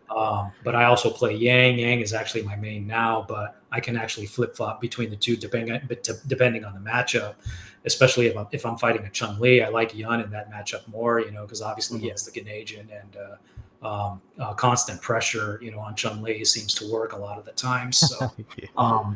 But Jeff's place was where it all started, and then he eventually evolved into Castles and Coasters. That's where Castles and Coasters comes in. Yeah, okay. That became a hotspot for Third Strike, and then that's when we started hosting the actual Third Strike tournaments that came around like 2005, 2006. 2005 was actually when we had like a big roundabout of like tournaments, which included Third Strike, CVS2, Marvel 2, and Super Turbo.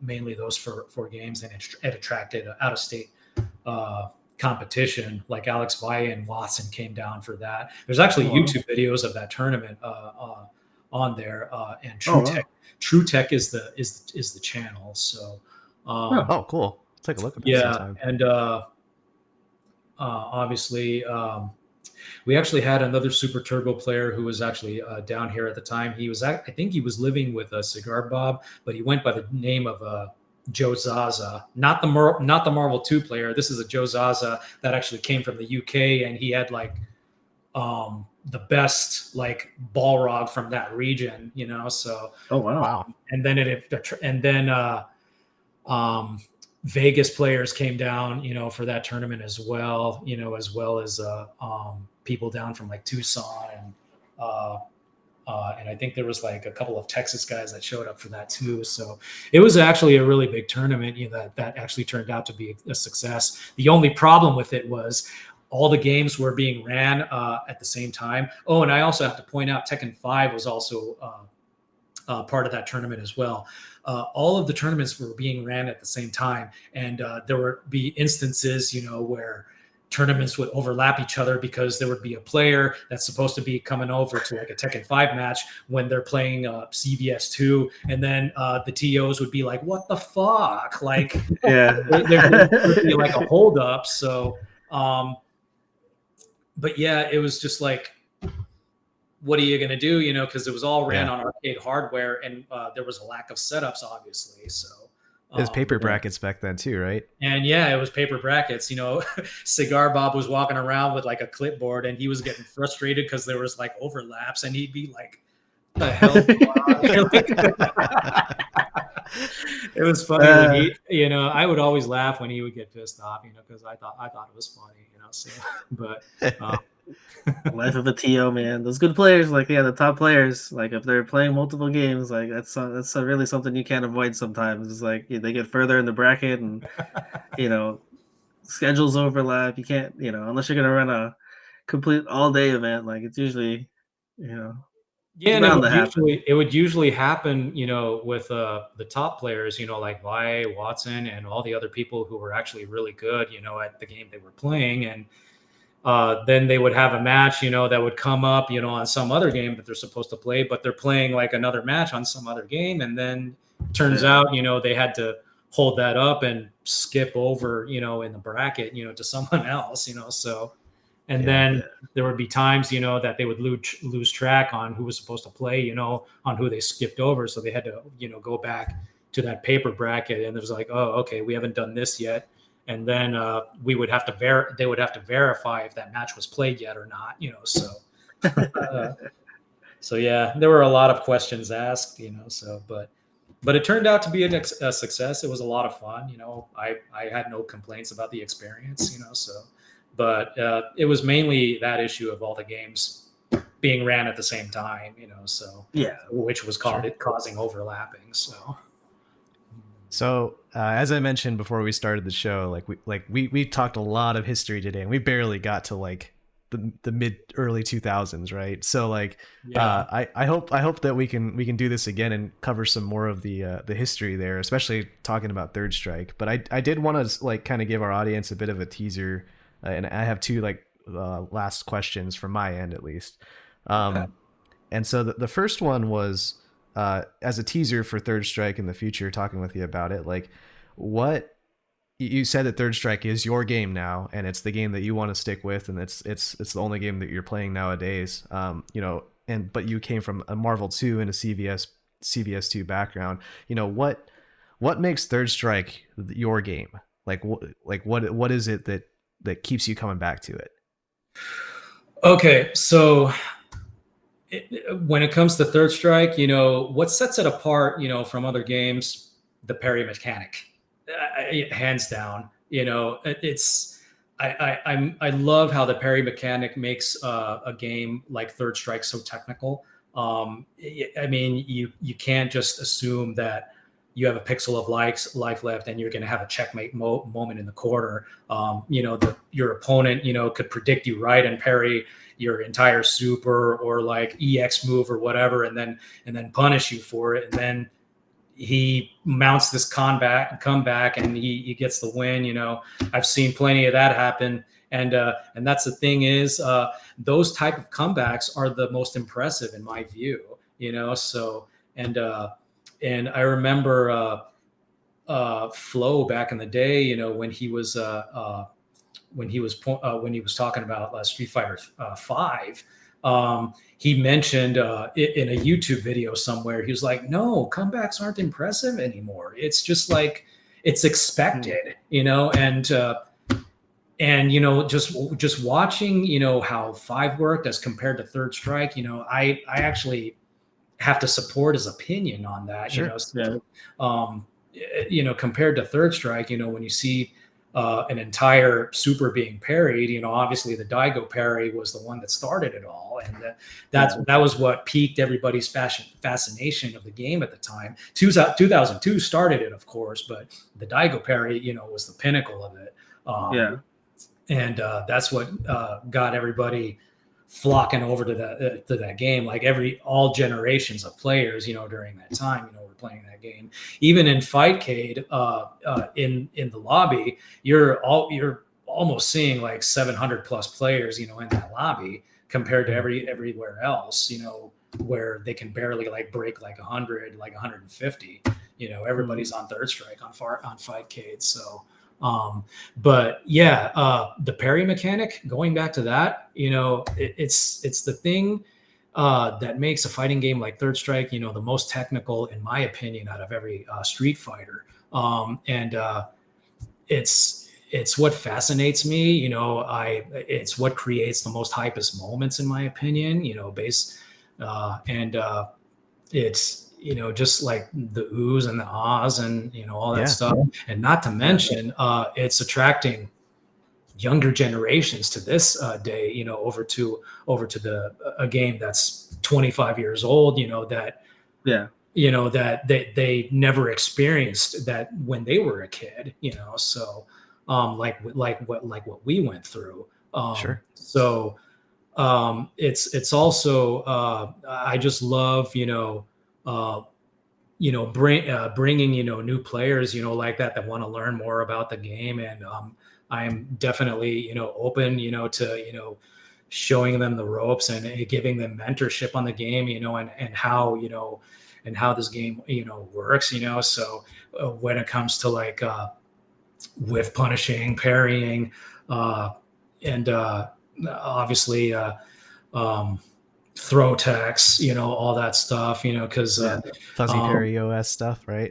Exactly. And stun combos, all that stuff, and it's Third Strike, it's still a great game to this day, and it's still getting played by a lot of people, and it's attracting newer players to this game. Obviously at TGZ we have the USB connections installed in the cabinets, so you can connect your hitbox, your own stick, a controller of your preference, so that's another thing that's getting newer players through the door to a game like Third Strike. So and I'm more just accessible than ever, huh? And more accessible than ever, even though it's on arcade only, but here in Arizona we have an abundance of CPS3s. I own 3 of them, by the way, that I share with, to bring to tournaments, and to have like multiple setups, so a lot of people, can play this game. And it's just really great to see, how it's still growing. Obviously it's not gonna get an attractive as much as Street Fighter 6, and mainly that's because Street Fighter 6 is a mainstream game for Evolution, and everybody's going to be playing that. Vast majority of the FGC in general is going to be into that, but Third Strike, it may not be growing as fast, as newer games like Street Fighter 6, but it's still, bringing in people, still holding its own every day. The pace is slower, as far as like the growth, but still, and it's growth, and it's constant, it's consistent. So Yep. I can vouch for that as someone who was around when Street Fighter 4 came out. There was always a dedicated Third Strike group, and then when Street Fighter 5 came out, there was always a dedicated Third Strike group, and then flash forward to 6 coming out, on top of the fact that the pandemic forced everybody into playing games that had good netcode, and guess what? Third Strike had the best netcode out of all the Street Fighters at the time. So it makes sense that it's continued to grow organically. I would summarize a lot of our conversation today to be like, Third Strike seems like it has infinite possibilities with the parry system, and it's one of the more organic fighting games. The comebacks are organic. The Yomi game is organic because of the parry system. Like it's truly like, in my mind, the grassroots fighting game. So awesome, man. Did you have another question, John? Because I had 2 real quick. That's cool. Yeah. Why don't you go ahead, Benny? I'll do my Okay. closer question, the usual one. Yeah. So mine, my two questions were: who are your top three players to watch? Just anybody, anywhere, doesn't matter, nationality, whatever. And then also in the current scene, and I want to say current, who are the top three players in Arizona, in your opinion? Oh man, it's gonna get dramatic. Oh man. Okay, so top players that I love to watch. Okay, and obviously, I'm gonna go overseas into Japan, and being a Yun and Yang player, KO. I love watching KO videos. I mean that guy, he plays both characters as well. You know, obviously Yang has become more of his mainstream character, and I actually followed suit watching him. I went from Yun. Now I'm maining Yang, but I'll still play Yun depending on what matchup I'm going against. But in general, Okay. you know, I'm playing Yang. You know, that's my that's my mainstream character currently. Okay. Another player that I enjoy watching is okay, coming back to America, East Coast player from New York, Nika KO. I love watching him. He's kind of like the Americans version of KO because he plays both characters as well. Okay. And again, Yang is his mainstream character, and he transitioned from playing Yun, but he can still play Yun, you know. Okay. So, but he just prefers, you know, to play Yang because that's what he enjoys, you know. But yeah, I enjoy watching his videos and you know, his tips and his takes, you know, on matchups and all that stuff. He's a very knowledgeable player, and so I enjoy watching him, and you know, I learn a lot, you know, by watching him, and obviously he's more accessible because he's here in America, you know, because obviously he has the Twitch stream, you know, that he streams once in a while, so I'll jump on there and watch that, and Nice. Okay, lastly, another player, you know, that I enjoy watching. So this is going back a little bit. Okay, so another player, you know, that I enjoy watching. Okay, this is going. He's from NorCal. Okay, and he's actually going to be attending the auto qualifier here in Arizona, held at TGZ on February 24th. Neiman. I love what he was Neiman. Neiman. Oh, yeah, I know him. What up, Neem?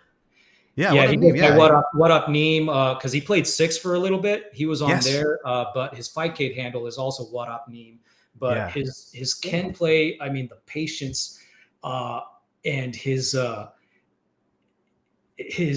visions on like on what his opponent is good, what his opponent is good to is going to do.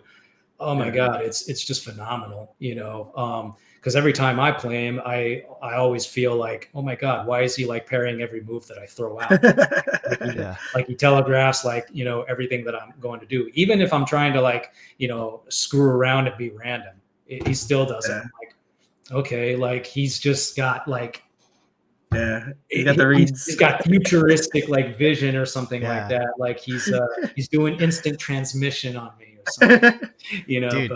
But yeah, So- I definitely look forward to seeing him coming down here and playing him in person. And he's also a down to earth guy, fun to talk to, you know. So, but yeah, you normally see him like on the Don's arcade tournaments, and sometimes he'll show up at Barcode from time to time, you know. So, Okay. but yeah, definitely another a player that I enjoy watching. If I could interject real quick, just because it's Neem, so like I played six with him briefly, and what he taught me to do in six was anti-air dash, which is like a really common thing in third strike. When someone jumps over you, you dash underneath them to get out of the corner. Because they're like trying to jump and parry or something, and he was doing that to me constantly. I'm like, how do you know? And he's like, oh yeah, I just, you know, I read when someone's gonna jump in the corner, jump at me while I'm in the corner, and then I dash through it. and Yeah, suddenly I have the corner. It's very and third strike. that's definitely a third strike tactic. And another thing you can do is when you dash underneath, especially when they're trying to cross you up in the corner like that, you can go for a mix up. Normally, I tend to do this better like when I'm playing like Shoto characters that have like a better dash, because when I'm playing the twins, they have a hop dash and it's not really as good, so. Sure. But when I'm playing like Ken, for instance, if I dash underneath, that's almost a likely of a low forward confirm into super, so Nice. dashing underneath them like that. So Okay. but yeah, Well, shit, I might come to the qualifier then just to meet him in person. Yeah, you cool. totally should. You totally Yeah. should. Nice. Even if you're just gonna spectate, come on down, dude. I mean, it's a really fun time, and watching a game like Third Strike, just gives you hype, Yeah, I loved your segue into like describing who he was and then the fact that he was coming to the local that's coming up. Yeah, that's awesome. Good cross promotion Yeah, so there, man. okay, so those are the top or three of the top players you love to watch. So in the modern Third Strike scene, who are the top Arizona players in your opinion? Okay. Now I'm okay. So Getting spicy. it is definitely getting spicy. So I mean, we kind of got a mixed, bag here, because there's been a few up and comers, that's kind of like breaking into top threes, in the tournament. But okay, now top players. No, you're talking about current, right? Yeah, current. Okay, players. current. So we're not talking about past. So current. All right. One of my top players, I would have to go with Renick. Ty. Okay, sure. Yeah, he actually has taken up playing Q, which is actually pretty odd, but Q is an oddball matchup, when you're fighting against them, so I mean, especially, if you're a twin, and also when he gets all three taunts, even a fourth taunt, you have to work extra harder because it ups his defense. That's his power up from his taunt. So, and I'll point out every taunt in Third Strike has a power up, whether it be damage, it would make you take less stun, or boost your defense, so mainly those three things, that I've noticed. But Ty, he's normally an Alex player. But he made the switch to Q. But I think he's good with other characters as well, like that he'll mess around with. Like he's definitely got a Dudley, and he's actually taken up Young as a back pocket character. But his Alex is like super good, and his Q's actually coming up really well. So so definitely Ty Renick would be on my list there. And shout outs to him. He's actually a really fun guy to hang around with. Secondly, and I'm not being biased here or anything, even though he's my brother, but he's been pretty consistent, with placing top threes and winning locals, for that matter. And my brother Daniel, his Necro has definitely, come a long ways ever since he picked up that character. And also he started out as an Alex player, and his Alex play was actually phenomenal. And it was actually fun to watch both him and Renick in tournament having Alex mirrors. There's YouTube videos of matches on that also. And you'll just, they're a lot of fun to watch, but ever since he made the switch to Necro, oh my God, it's like been night and day for that guy, dude. I mean, it's just, he's like one page away from making S rank on Fightcade, so he's been on the grind on Third Strike after playing 6 for a little while. And then obviously he got bored of 6 and went back to Third Strike, probably because, he was playing so much of 6. And then when he got back on Third Strike and went on Fightcade, he started getting beat, and he probably didn't like that, because I guess, that's a good motivator. Third Strike is his natural game. That's his game of choice. And, he doesn't want to get beat in his game of choice, so, so yeah, Daniel, definitely, a top player in Arizona. And, he's I mean, his necro, obviously he's taken up after Too Tall, another necro player from the past, and a lot of videos, that he's watched online, mainly from Sugiyama, a Japanese necro player, who's obviously phenomenal, necro player from Japan, so he's taken up after him a lot. Lastly, okay.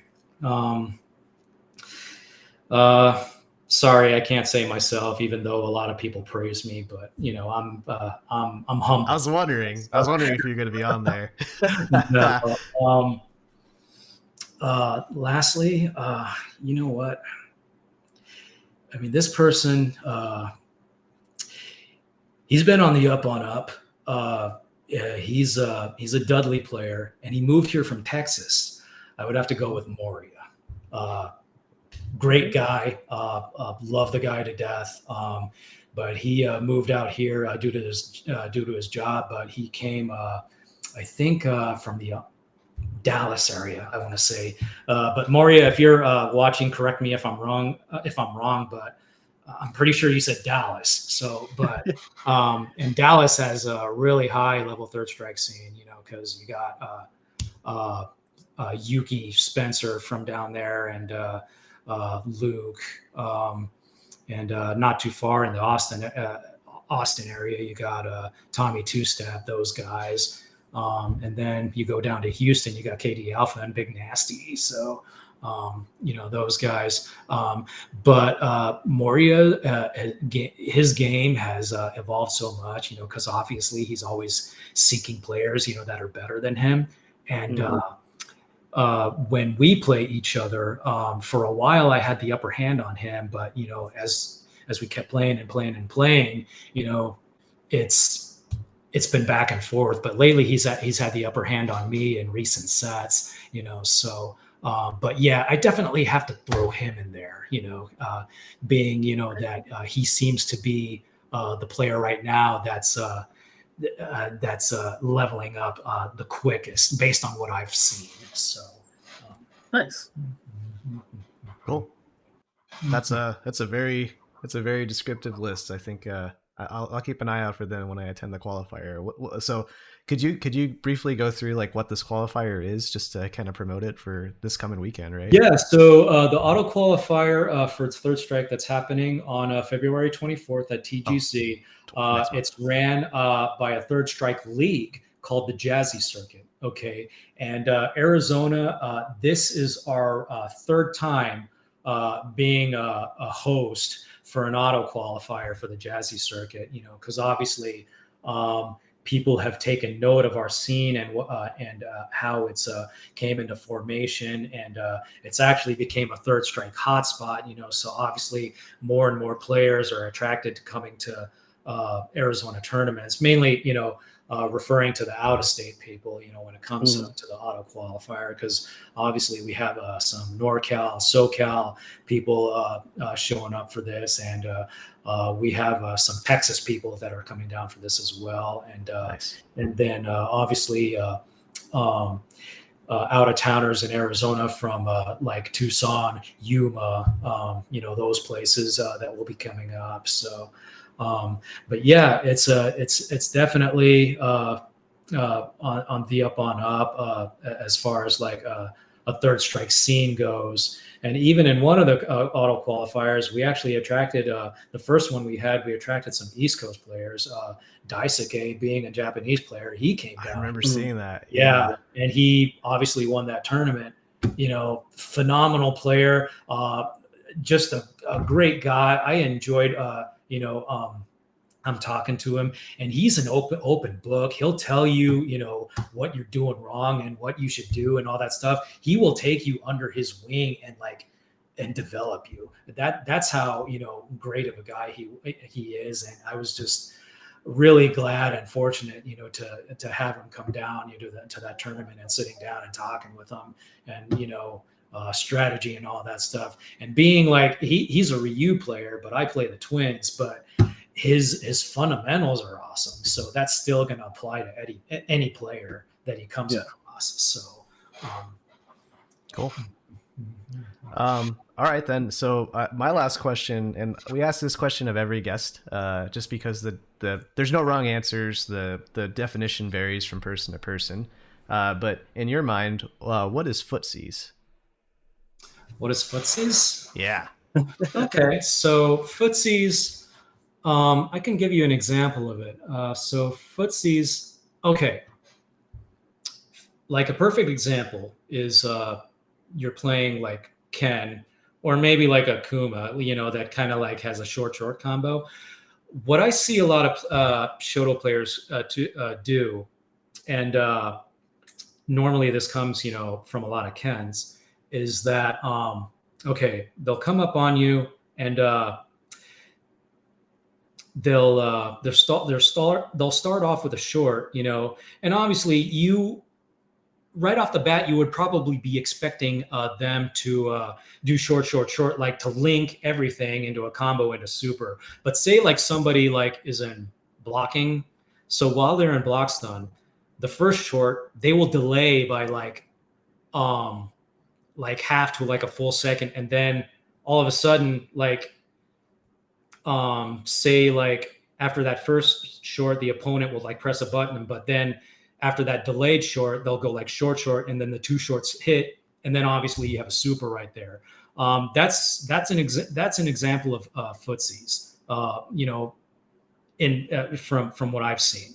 Like Okay. leaving gaps in your timing, then. Yeah, and Okay. your timing. And another thing of it is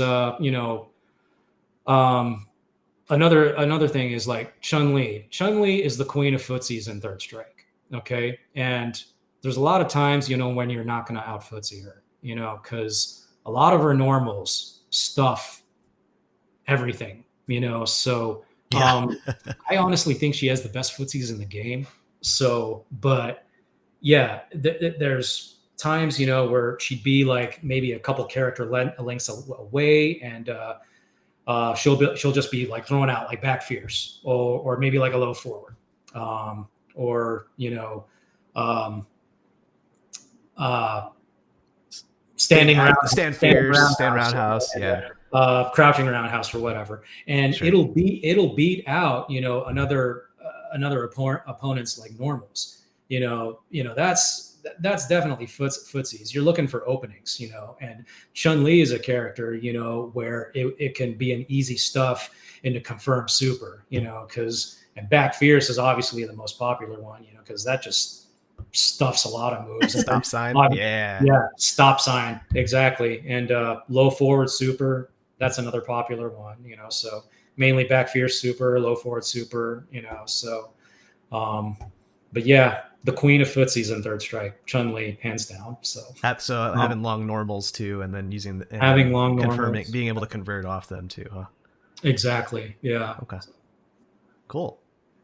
Well, thanks for answering that, and thanks for being on the show today. Again, we didn't get to any of like the post 2002 Third Strike in Arizona, let alone the modern age. So I hope that you'll come back and we can get through that. I also want to just get into the nitty gritty as far as game mechanics for Third Strike goes, because I tried picking up that game, but and whiff punishing also applies also, oh, for footsies, yeah. Yeah, whiff punishing,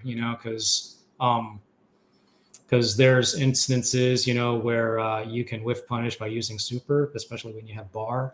Because if you're doing a Ken mirror or a Shoto that has like the same low forward, they all have the same low forward, low medium kick, in new generation terms.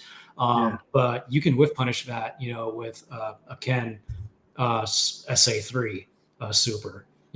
I mean, I've seen it done plenty of times, and so that's another perfect example of a whiff punish, So whiff punishing, using your normals, and then varying your timing then. Yeah, varying your timing. Yeah, exactly. Mm-hmm. Like delaying a chain, like short super. You delay the first short, half a second late, then you do short, and then you end up hitting the opponent, because they're pressing a button. So sure. Awesome. Yeah. Cool. Well, any shout outs before we call it a day here? Yeah, I definitely just want to give a shout out to everybody who's been with me ever since the beginning. Shout outs to Jeff Arnold. He basically took me under his wing for fighting games in general and Third Strike. When I first started getting into it, I hope he's doing well. He's basically a family guy now, so yeah, you're not going to see him like at a tournament anytime soon. Which I get. His focus is family, and you kind of grow out of that stage, But love the guy to death. Definitely want to give him a shout out for all those years, that. He's played fighting games with me, and Third Strike also. And definitely shout outs to the Arizona Third Strike community. You guys have definitely helped us, build it to what it is now and made it into a Third Strike hotspot. Rennick, Jay, definitely our TO. Who's been taking up who's been TOing the Cactus Leagues tournaments. Shout outs to him. He's been pretty phenomenal at running those things. Everybody, Jamie, your Chun-Li's, getting up there. She's been placing top 3, getting more consistent, getting up there, in the locals. Moria, thank you for always, throwing me challenges. You're definitely, getting on the up on up with your Dudley play. Your pairing and your whiff punishing is definitely, getting to be, something that is getting more noticeable. So it's definitely motivating me, to up my game more, with my Yang play and possibly playing more Yun, because Ganesian, is OP. So probably be reverting into that, so and some of these casuals and tournaments, so. Yeah, just basically everybody, that I've ran into over the years, Too Tall, grew up with him in high school. Dan Light, Danny Mitsu, Neil, Sigger, Bob, Scott, Saber AZ, he's still grinding on 6, even though his work schedule is kind of like, getting kind of keeping him away, from attending casuals on Fridays at TGZ, which I would normally see him in the past.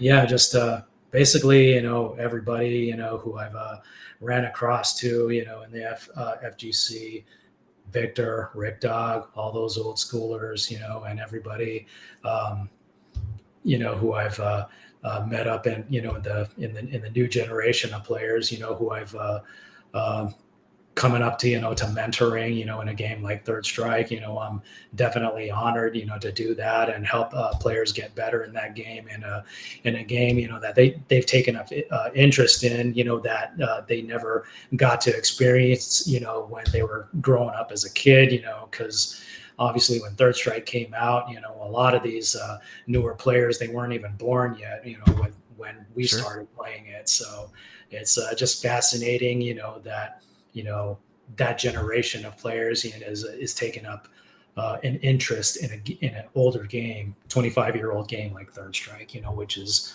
always really great to see. So absolutely. Cool. Well, this has been the Absolute Guard Podcast, episode 71 with Jon, Benny, and Roy. You can find us on Twitch at twitch.tv/Spiral Series, YouTube at youtube.com/Spiral Series, and on Apple Podcasts and Spotify under Absolute Guard. Thanks, everyone, and have a good night. Hey, you're very welcome. Thanks for having me. Take care. Take care. Good night.